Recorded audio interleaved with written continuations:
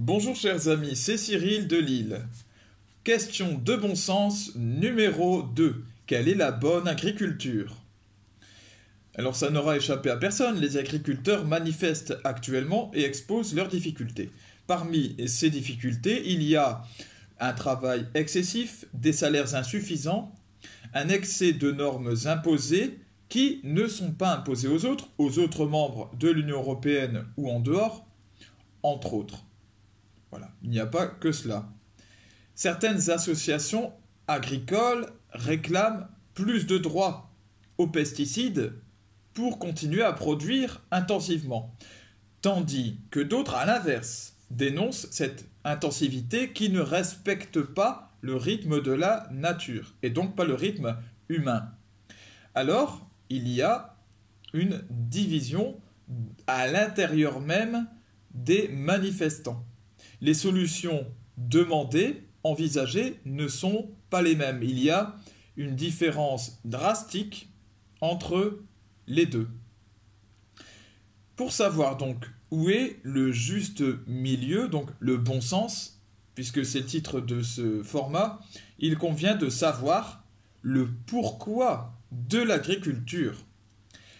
L'agriculture, elle est faite par l'homme à partir du don de Dieu, qui est la nature, et elle est faite donc pour l'homme.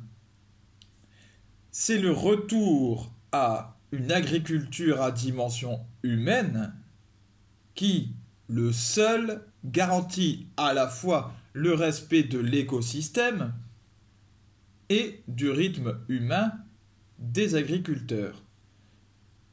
Le fait de revenir à une agriculture à dimension humaine permet d'éviter donc les pesticides, tout ce qui est problématique pour la nature, et l'excès de travail ou le manque de salaire donc qui pèse sur les hommes, sur les agriculteurs.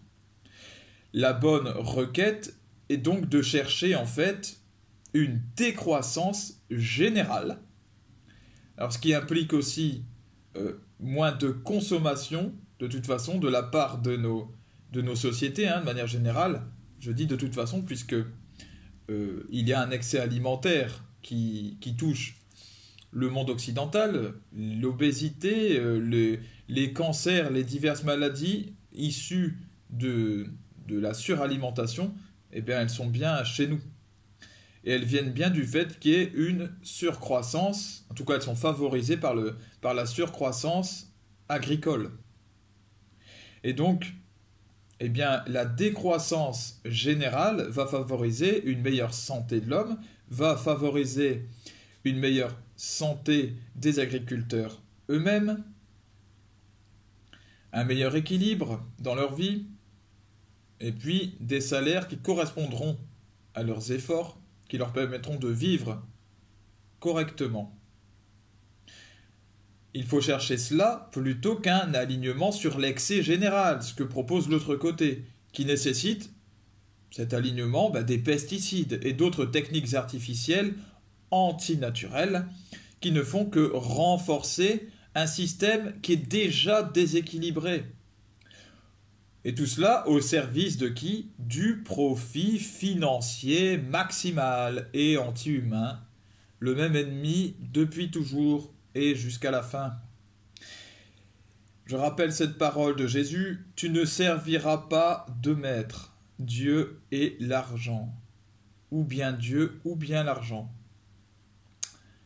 Alors ne nous rangeons pas du côté de ceux qui servent l'argent, ne cherchons pas à servir l'argent, mais cherchons à servir celui qui est l'ami de tout équilibre, celui qui nous a donné la nature pour que nous en prenions soin, celui qui nous demande de nous aimer les uns les autres, Dieu, par Jésus-Christ. À bientôt les amis, convertissez-vous et croyez à l'Évangile.